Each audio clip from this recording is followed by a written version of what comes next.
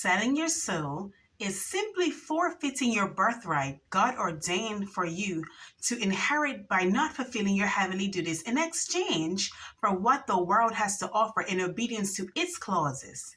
Either way, we have to obey somebody. Why not obey God instead of obeying the devil? So let me share a little bit about what happened to me. Operation Destination. Got a situation. Operation Destination. Need a solution. Healing Hearts TV. Welcome to Healing Hearts TV. I'm your host, Queen Melody, and today I'll be talking about a very serious topic. It has become very prevalent in today's society, and I really don't like it. And I don't think people really understand exactly what they are doing. So I'm going to share with you exactly what's going on.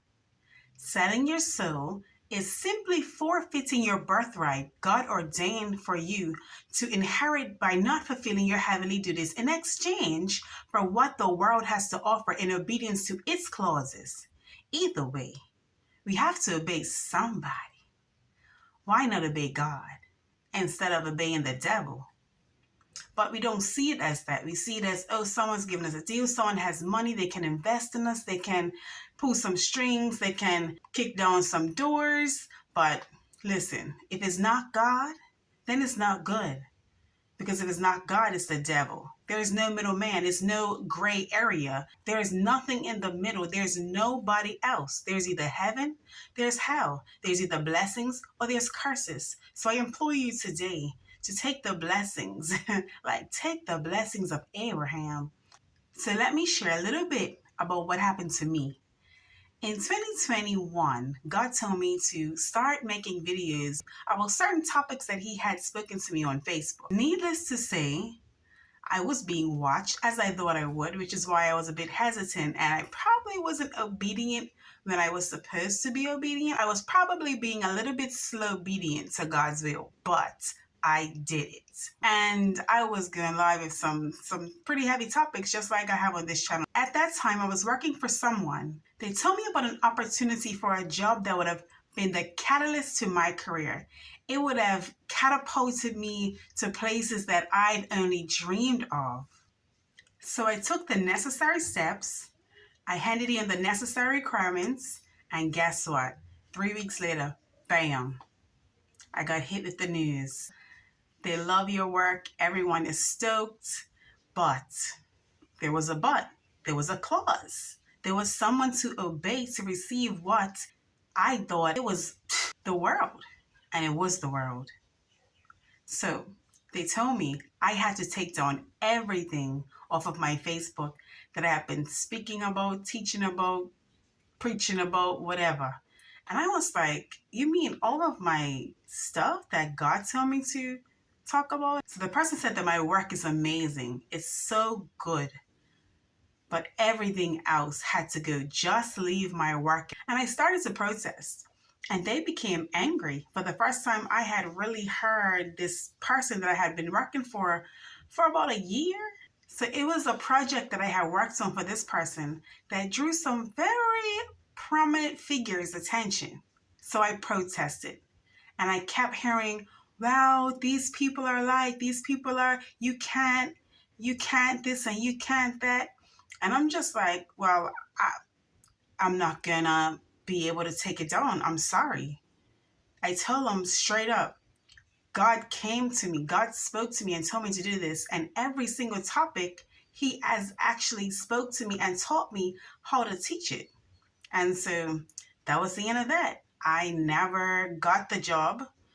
Needless to say, a lot of things happened in my business, in my ministry, everything because of the choice that I made.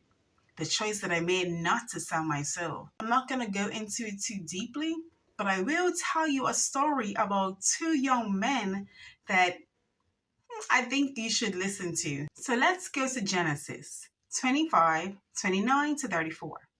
One day, when Jacob was cooking some stew, Esau arrived home from the wilderness, exhausted and hungry. Esau said to Jacob, I'm starved. Give me some of that red stew. This is how Esau got his other name, Edom, which means red. All right, Jacob replied, but trade me your rights as the firstborn son. Look, I'm dying of starvation, said Esau. What good is my birthright to me now? But Jacob said, first, you must swear that your birthright is mine. So Esau swore an oath, thereby selling all his rights as the firstborn to his brother Jacob. Then Jacob gave Esau some bread and lentil stew. Esau ate the meal, then got up and left. He showed contempt for his rights as the firstborn. How hungry does one have to be? How thirsty does one have to be to sell the promises of God, to sell everything that he is and he owns? No, this is the promised land we're talking about here in the scriptures, because we know that Abraham left the inheritance to Isaac, and Isaac left the inheritance, what was supposed to leave the inheritance to Esau, but Esau forfeited his inheritance, which was the promised land. So what did Esau benefit? Nothing at all but contempt. He was mad. He hated his brother. For one bowl of stew gratified his belly for a couple of minutes, maybe an hour, right? Some stew. It weren't even some lentil stew. I don't think it was any meat in there. Like, come on, Esau, what were you doing? What were you thinking? And there are a lot of people in this world that we're wondering, what were you doing? What are you thinking? But what would it take for you to sell your soul? I think about the deal that came to me. I'm like, God, I'm thanking you so much right now. I'm so thankful, especially after now, 2025, seeing everything that everyone has to go through that has sold their souls. It's crazy. Like I said, you have to obey somebody. You're not just living a free life with riches and prosperity. Half of the time, these persons are being robbed left, right, and center. It's like another Jacob. Jacob said, hey, I'm got this, you give me this. So John 10:10 says, the thief's purpose is to steal, kill, and destroy. And Jesus said, it is my purpose to give them a rich and satisfying life. Like I said, who's in the middle? There is no gray area. It's either the devil's coming to steal your birthright, your God-ordained destiny, coming to steal all the blessings that God has for you, the mansion in heaven when you go on to glory, and the things that God has given you here on earth, the promised land. It may take a little longer, or seem like it takes a little longer. And the reason why the devil will boom and give you everything that you're looking for is because he knows that if he allows you to get what God has given you, you will frown on the stuff that he has to offer.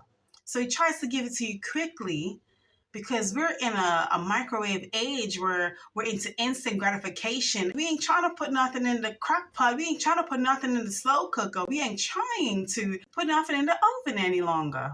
We're looking for that quick microwave air fryer life. But guess what? It don't work like that. Even those microwaves are full of radiation. It's a cost. Matthew 16:26 says, and what do you benefit if you gain the whole world but lose your own soul? Is anything worth more than your soul? Well, I'm here to tell you, that job offer was definitely not worth my soul, nor what God has to give me. And I don't think after Esau realized exactly what he had done, that Jacob's pot of lentil stew, a plate of it, was not worth his birthright. It was not worth his soul. It was not worth what God had for him, the promised land. Operation Destination. Got a situation. Operation Destination. Need us a little shot. Healing Hearts TV. Operation Destination. Got a situation. Operation Destination. Need